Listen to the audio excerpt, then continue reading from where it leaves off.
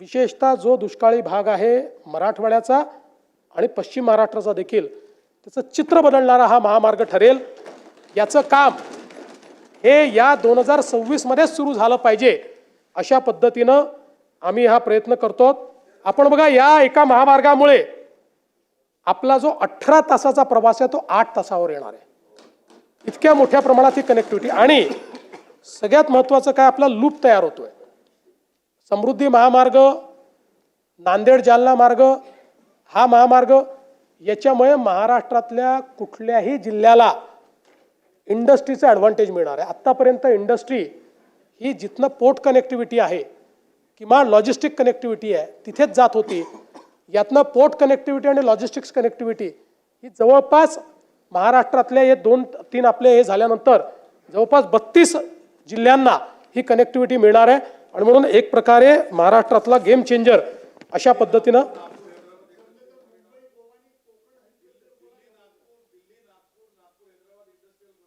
करणार आहे। तो केंद्राने अनाउन्स केला तो। हो हो, मी जरा काय झालं, थोडा जास्त अभ्यास विदर्भ मराठवाड्याचा करून आलो ना।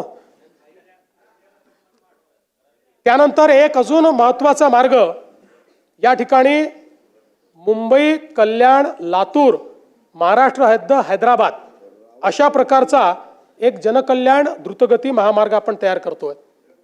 आता हा जो महामार्ग आहे, आज जर आपण विचार केला तर आपल्याकडे मुंबईहून हैदराबादला जाण्याकरता जो एक मार्ग आहे तो समजा समृद्धी महामार्गाने जालना नांदेड निजामाबाद असं गेलो 717 किलोमीटर आहे। मुंबई पुणे सोलापूर हैदराबाद गेलो तर 707 किलोमीटर आहे। पण आता आपण हा जो नवीन महामार्ग करतोय, या महामार्गामुळे हे अंतर फक्त 590 किलोमीटर येणार आहे। आणि याचा सगळ्यात मोठा फायदा कोणाला आहे, लातूर पासून मुंबई पर्यंतचं अंतर 4.5 तासाचं होणार आहे। 4.5 तास।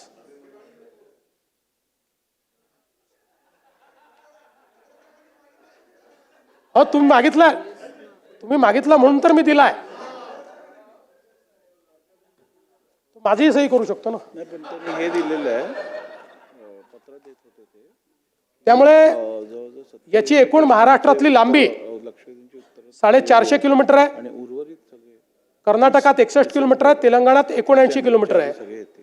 जवळपास 36,000 कोटी रुपयाचा हा महामार्ग आहे।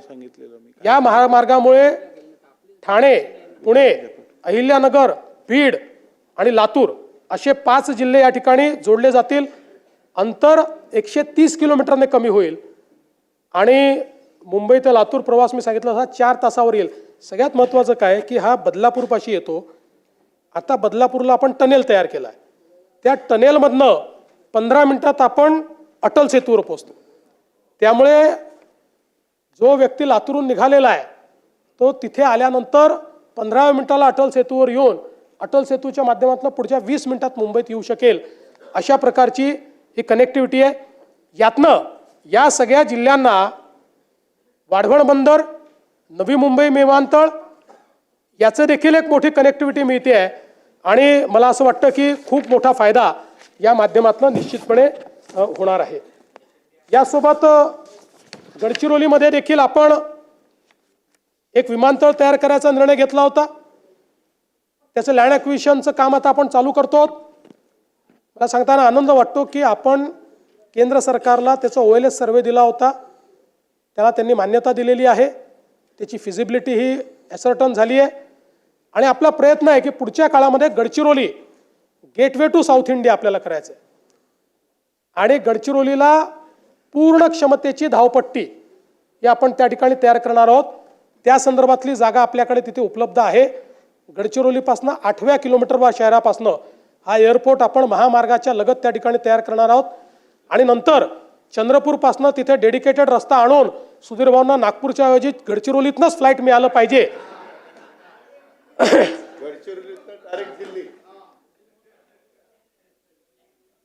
यासोबत मला आनंद आहे की अमरावती विमानतळाचं काम आपण पूर्ण केलं, नाईट लँडिंगची व्यवस्था आपण त्या ठिकाणी केली आणि आता एशियातली सगळ्यात मोठी हवाई प्रशिक्षण संस्था एअर इंडियाच्या माध्यमातून तिथे सुरू होते। त्याचं काम आता जवळपास बांधकाम पूर्ण झालेलं आहे पुढच्या 3-4 महिन्यात ते लोक त्याचं काम सुरू करतील. त्या संदर्भात 34 विमानं ते आणतायत तिथे, त्यातली 2 विमानं ऑलरेडी पोचलेली आहेत आणि 14 म्हणजे हे 34 विमानं आणि त्यासोबत 14 पायपर विमानं अशा पद्धतीनं त्या ठिकाणी अतिशय मोठी ही संस्था तयार होते.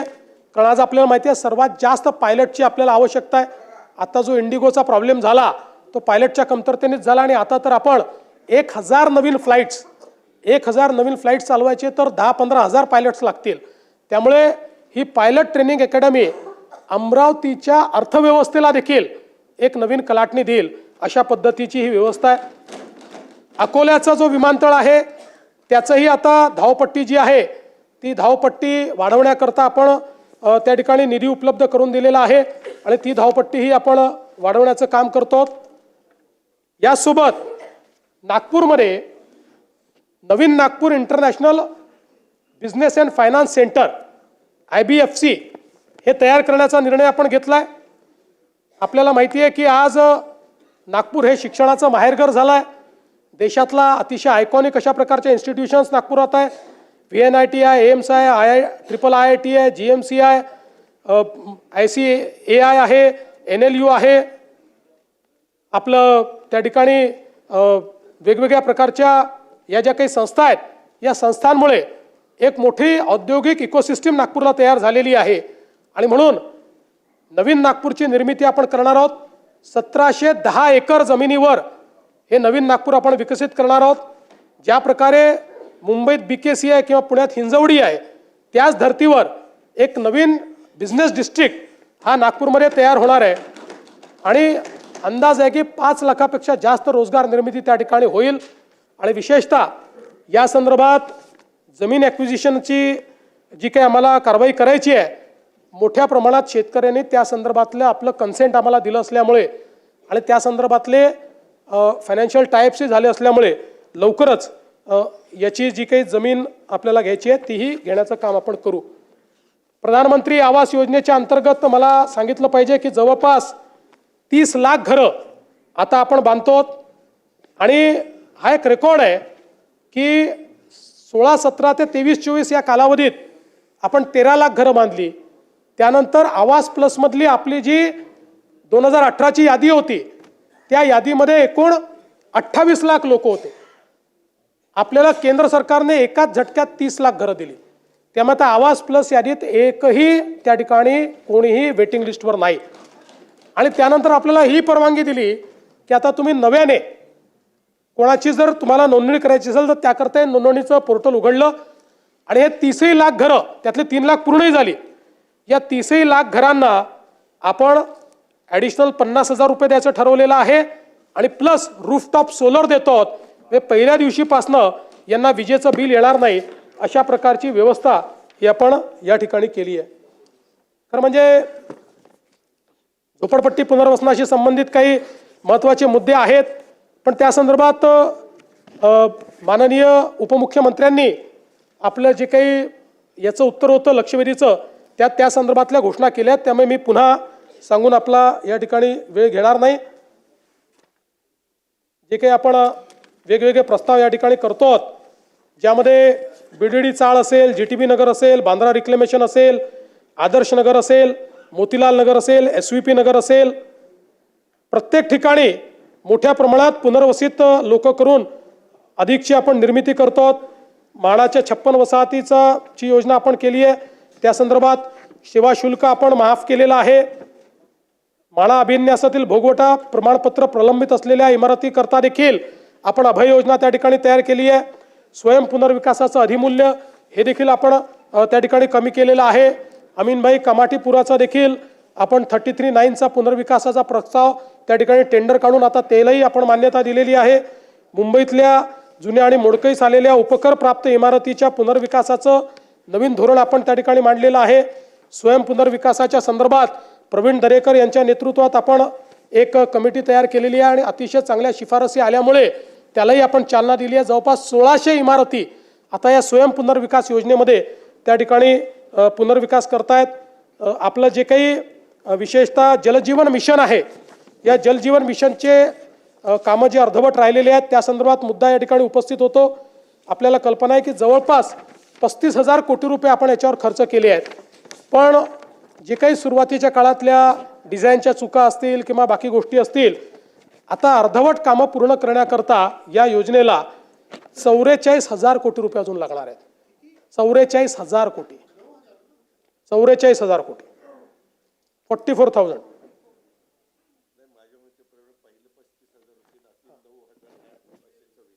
माझं काही आता या नाही 44,000 आहे, ॲडिशनल आहेत, ॲडिशनल 44,000 आहेत. त्यापैकी पहिल्या टप्प्यामध्ये 15,000 कोटी रुपयाचा हुडकोशी आपण टायप केला आहे. ते 15,000 कोटी रुपये आणून आपण हे काम करतोय. शासनाने निर्णय घेतला आहे, कारण आता हे दायित्व आपण स्वीकारलेलं आहे.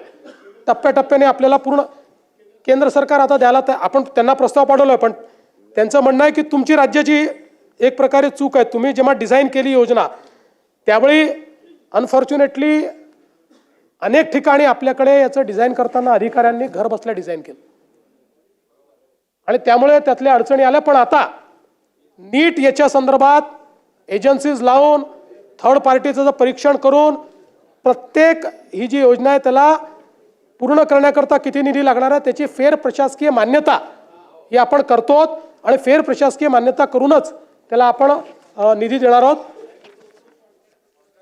15,000 कोटी रुपये त्याकरता आपण उपलब्ध करून देतो. हो, ते तर आता काल अनाऊन्स केलं ना. यासोबत काही अजून विषय आहेत, आता त्या सगळ्या विषयांमध्ये मी जात नाही. मुख्य विषय आपला हो ते करणार ना. आपल्याला माहिती आहे की मुंबईमध्ये मेट्रोचं मोठं जाळं आपण तयार करतो. आतापर्यंत मुंबईमध्ये जी मेट्रोची लांबी कार्यरत आहे ती लांबी जवळपास 91 किलोमीटरची आहे. या 91 किलोमीटरच्या लांबीमध्ये रोज जवळपास 9,50,000 प्रवासी हे प्रवास करतायत आणि आता पुढच्या 2 वर्षामध्ये या 91 किलोमीटर सोबत अजून 132 किलोमीटरची लांबी ही कार्यान्वित होईल. आम्ही निर्णय केला आहे की दरवर्षी 50 ते 60 किलोमीटर काम पूर्ण करायचं आणि त्यामुळे मोठ्या प्रमाणात मुंबईची कनेक्टिव्हिटी ही त्यातनं वाढणार आहे. पुण्यामध्ये 33 किलोमीटरचा मार्ग कार्यान्वित झाला आहे, त्यात 2.23 लाख प्रवासी सुविधेचा लाभ घेतात. आता ॲडिशनल त्या ठिकाणी 45 किलोमीटरचं काम प्रगतीपथावर आहे, ज्यातलं 27 किलोमीटर हे आपण पुढच्या 1.5 वर्षामध्ये पूर्ण करणार आहोत. नागपूरमध्ये 40 किलोमीटरचं काम पूर्ण झालं आहे. रोज जवळपास 1,10,000 प्रवासी त्याचा लाभ घेतात आणि अजून आपण 43 किलोमीटरचं काम आता हातामध्ये घेतलं आहे, जे पुढच्या 2 वर्षामध्ये आपण त्या ठिकाणी पूर्ण करू. यासोबत मुंबईमध्ये जी वेगवेगळी कामं आपण हातामध्ये घेतलेली आहेत, ज्यामध्ये आपल्याला कल्पना आहे की आपण आता ऑरेंज गेट टनेलचं काम चालू केलेलं आहे, ज्यातनं आपण भुयारी मार्ग करतो. आपण जो कोस्टल रोड आहे त्याचा नॉर्थ कोस्टल रोड करतो. आता आपण बांद्र्याहून वर्सोवाला पोचू. वर्सोव्यापासनं दहिसर आणि दहिसरपासनं भाईंदर अशा प्रकारचा आपण रस्ता आता केलेला आहे आणि त्यासोबत आपण भाईंदरच्या उत्तनपासनं विरारपर्यंत हा देखील एक समुद्री मार्ग यालाही मान्यता दिलेली आहे आणि त्यालाही पुढच्या काळामध्ये आपण करणार आहोत. यासोबत वेगवेगळे जे टनेल्स आहेत ते देखील आपल्याला या ठिकाणी माहिती आहेत की ज्यातनं आपण मोठ्या प्रमाणात काम चालू केलेलं आहे. ठाणे ते बोरिवली भुयारी मार्ग, गोरेगाव ते मुलुंड लिंक रोड, उल्वे सागरी किनारा मार्ग, अटल सेतू इंटरचेंज आणि त्यासोबत आपल्याला माहिती आहे की मिसिंग लिंक जी आहे त्याचंही काम आता आपण पूर्ण करतो आहोत. पुण्याचा चक्राकार मार्ग आहे त्याचंही काम आपण आता हातामध्ये घेतलेलं आहे.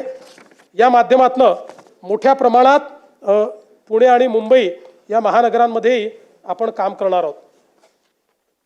अध्यक्ष महोदय, यासोबतच या आपल्या प्रस्तावामध्ये गृह विभागाच्या संदर्भात देखील अनेक बाबी मांडण्यात आल्या आणि त्याही संदर्भात खरं म्हणजे गृह विभागाची चर्चा आपण नेहमीच घेतो, कारण हा सगळ्यात सेन्सिटिव्ह विभाग आहे आणि राज्यामध्ये एखादी घटना झाली तर त्याचे पडसाद हे या सभागृहात उमटणं हे अतिशय साहजिक आहे.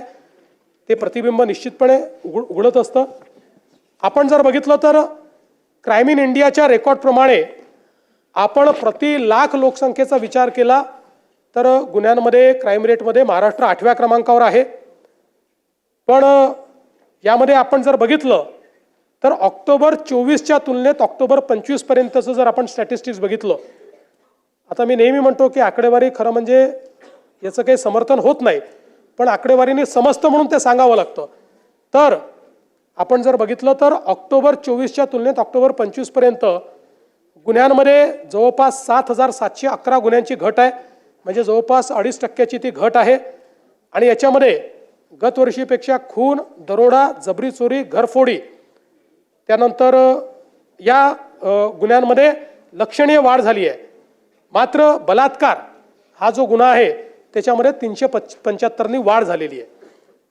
दोषसिद्धीचं प्रमाण हे मात्र मला या सभागृहाच्या नजरेस आणून द्यायचं आहे की 3 नवीन कायदे आल्यानंतर काय परिणाम आहे. आपल्याला माहिती आहे 2013 साली आपलं दोषसिद्धीचं प्रमाण हे 9% होतं. 100 गुन्हेगारांपैकी 91 गुन्हेगार सुटायचे, 9% होतं. त्यानंतर आपण 14 पासून ज्या उपाययोजना केल्या त्या उपाययोजनांच्या आधारावर आपण ते 50% आणलं. पण आता नवीन कायदे आल्यानंतर म्हणजे ऑक्टोबर 24 मध्ये आपलं दोषसिद्धीचं प्रमाण हे 50% होतं. आपण जर बघितलं तर आता नवीन कायदे आल्यानंतर हे दोषसिद्धीचं प्रमाण आपलं गेलंय 96.24% 96.24. आणि असं नाही 70,000 गुन्हे त्यातलं हे आहे 96.24%. आणि अर्थात त्यातले समजा आपण छोटे गुन्हे काढून टाकले, काही कंपाऊंडिंग होतं तरी 70% गंभीर गुन्ह्यातही. म्हणजे हे 3 कायदे किती इफेक्टिव्ह आहेत याचं हे उदाहरण आहे. कारण या कायद्याने सगळ्यात महत्त्वाचं काय केलं भास्करराव, या कायद्यात तरतूद अशी केली की जो आरोपी पक्ष आहे हा 2 पेक्षा जास्त तारखा मागूच शकणार नाही, हा नियम केला आहे. 2 पेक्षा जास्त तारखा त्यांनी मागितल्या तर ऑब्जेक्शन आपल्याला घेता येतं आणि त्याच्याकडे सबळ रिझन आहे का हे ॲसर्टन झालं तरच त्याची कारणं नोंदवून त्याला पुढची तारीख जज देऊ शकतो. त्यामुळे कुठलाही जज अशा प्रकारे तारीख देत नाही. आणि म्हणून वेगही वाढलाय आणि दोषसिद्धीचं प्रमाण जे आहे हे देखील जवळपास 96.24% आलेलं आहे.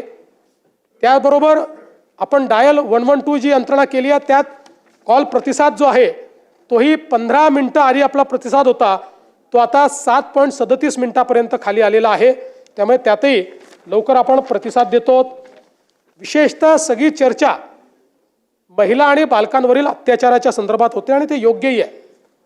आपल्याला माहिती आहे की 2013 नंतर जेव्हा आपण सगळ्या डेफिनेशन बदलल्या आणि डेफिनेशन बदलून फ्री रजिस्ट्रेशन ऑफ कंप्लेंट हा विषय हाती घेतला त्यावेळी म्हणजे निर्भयाच्या कांडानंतर, त्यानंतर सगळ्या देशामध्ये सगळ्या राज्यांमध्ये महिलांच्या गुन्ह्यांच्या रजिस्ट्रेशनमध्ये मोठ्या प्रमाणात वाढ झाली आहे. आणि ही जी वाढ आहे, एकीकडे वाढ होते याचं आपल्याला निश्चितपणे त्याचं दुःख आहे, पण त्यातले समाधान आहे की यापूर्वीही गुन्हे घडत होते पण त्या गुन्ह्यांमध्ये ते गुन्हे रजिस्टर करणं यामध्ये एक समाजाचं प्रेशर असायचं.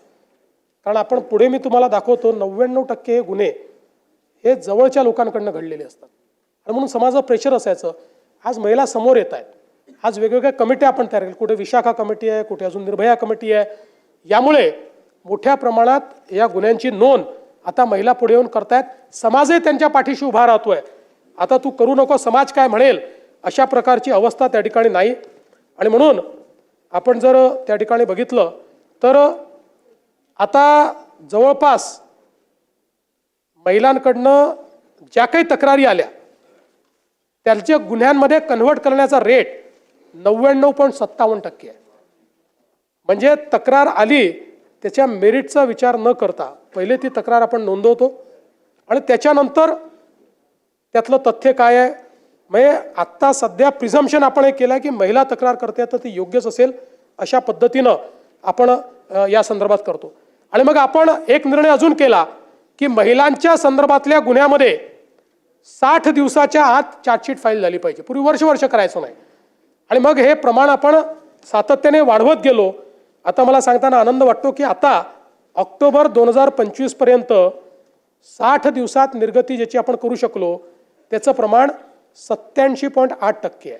म्हणजे जे पूर्वी 25 किंवा 24% असायचं 2019ला आपण विचार केला 2020ला तर ते 45% होतं, ते आता 88% गेलं आहे.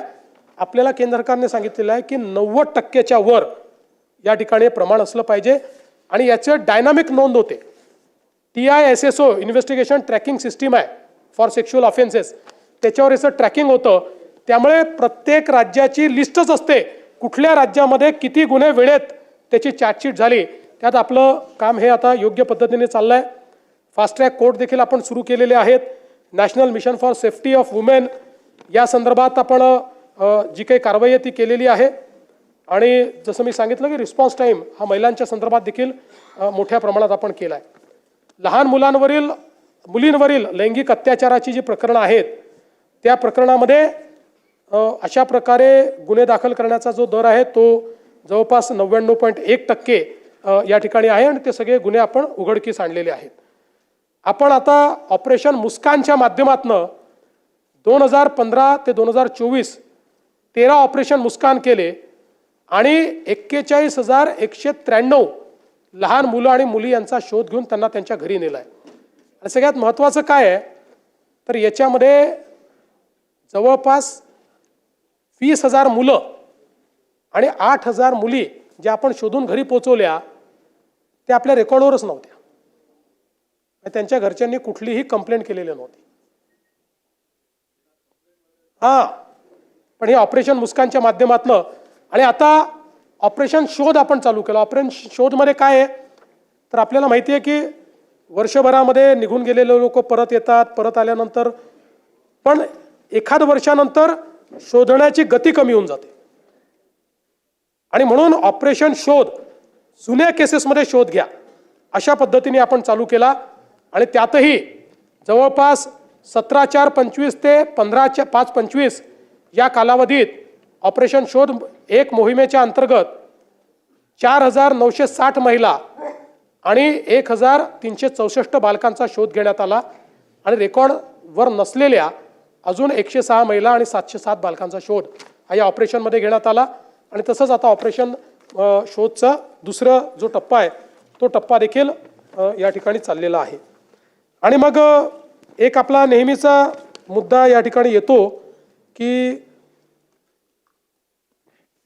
अपहरणाचा मुद्दा एक सातत्याने आपल्याकडे मांडला जातो की किती अपहरण झालं अशा पद्धतीनं एक मुद्दा मांडला जातो. मुळामध्ये आपल्याला मला या ठिकाणी लक्षात आणून द्यायचं आहे की केंद्र सरकारने एक निर्णय केला आणि त्या निर्णयाच्या अंतर्गत केंद्र सरकारने सांगितलं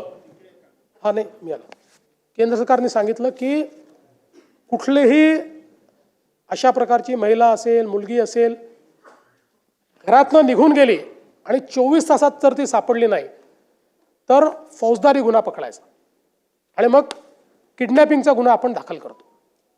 अनेक वेळा नंतर त्या परत येतात, सापडतात, कधी घरगुती भांडणातनं त्या ठिकाणी गेलेले असतात. आणि लक्षात आलं की कंटेनरमध्ये ड्रग्ज येत आहेत. आता सगळ्या हे जे काही पोर्ट्स आहेत त्या ठिकाणी स्कॅनिंग मशीन लावलेले आहेत ज्यातनं ते स्कॅन आपल्याला करता येतं आणि त्यातनं समजतं. पोस्टाने पाठवतायत, आपलं वेगवेगळ्या प्रकारच्या पद्धती त्या ठिकाणी वापरतायत. तेही सगळ्या लोकांना आपण हे सांगितलेलं आहे की तुमच्यावर जबाबदारी आहे. तिथे भेटी देऊन तिथली सिस्टीम जी आहे ती सॅनिटाईज करण्याचं काम आपण केलेलं आहे. मोठ्या प्रमाणात जाणीव जागृती होते आणि विशेषतः ज्या पोलिसांनी याच्यामध्ये डायरेक्ट इनडायरेक्ट सहभाग घेतला असेल त्या पोलिसांना आपण बडतर्फ केलेलं आहे, त्यांना सस्पेंड केलेलं नाही. थेट 311 खाली आपण त्यांना बडतर्फ केलेलं आहे. हे देखील या निमित्ताने मला सांगायचं आहे. यासोबत काही अजून वेगवेगळ्या गोष्टी आपण मांडलेल्या आहेत. मी आता त्या सगळ्या गोष्टी आपल्यासमोर म्हणजे काही महिला अत्याचाराचे विषय ते देखील आपल्यासमोर ठेवले आहेत. भ्रष्टाचाराच्या संदर्भात मुद्दे मांडल्यात. खरं म्हणजे महाराष्ट्रामध्ये आपण मोठ्या प्रमाणात गेले काही वर्ष सापळे तयार करतो.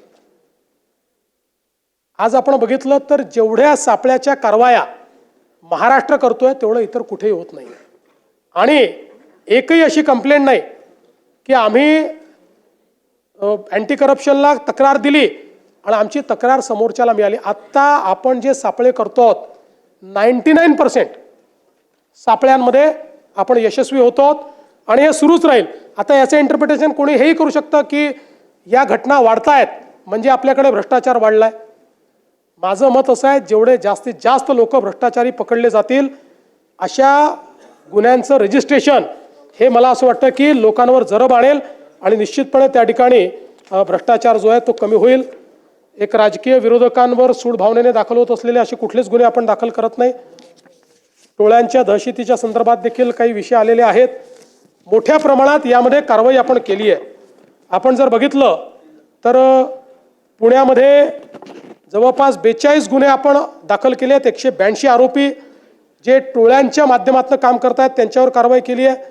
मुंबई शहरामध्ये 17 गुन्हे आहेत, ठाणेमध्ये 14 गुन्हे आहेत, अहिल्यानगरमध्ये 7 गुन्ह्यांमध्ये 45 आरोपी आहेत.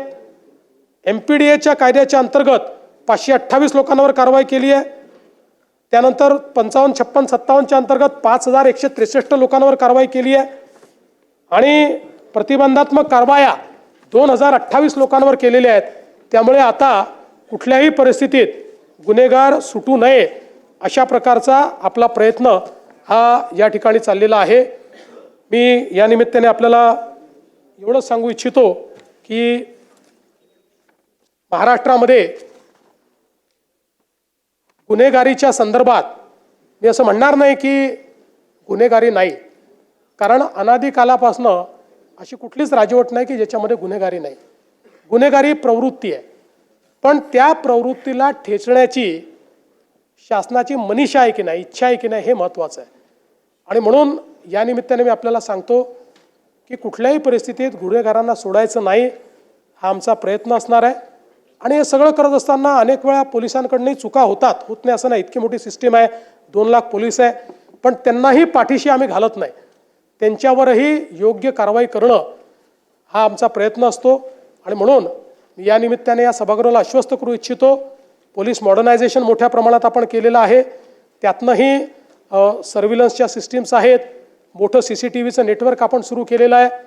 ट्रॅफिक मॅनेजमेंटमध्ये आपण CCTV वापरतो आहोत, आर्टिफिशियल इंटेलिजन्स आता आपण वापरतो आहोत.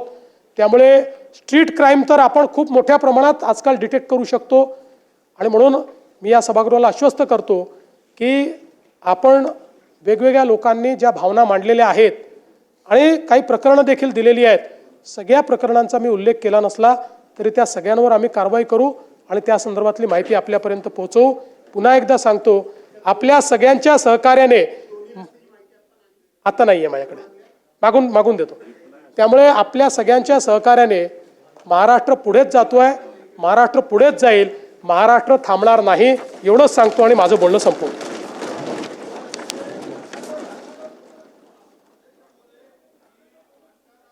त्यांनी म्हणलं होतं अध्यक्ष महोदय की धान उत्पादक शेतकरी यावेळेस संकटात आहे, अडचणीत आहे.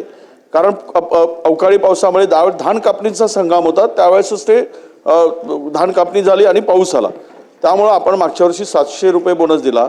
यावर्षी सुद्धा अत्यंत नुकसान मोठ्या प्रमाणात झालं. ते त्या धानाचं पाखड झालं, धान खरेदी होत नाही आहे अशी परिस्थिती आहे. म्हणून धानाला 1000 रुपये बोनस ह्या नाही क्विंटल एका क्विंटलच्या मागे 1000 मागच्या वेळेस जे दिलं 1000 अरे 20,000 रुपये हेक्टरी जे काही बोनस आहे. धानाच्या शेतकऱ्याला यापूर्वी सरकारने मदत केली आहे, यापुढेही सरकार मदत करेल. त्या संदर्भातली सगळी माहिती घेऊन त्याची योग्य जी काय अनाउन्समेंट आहे ती आम्ही करू. ठीक आहे.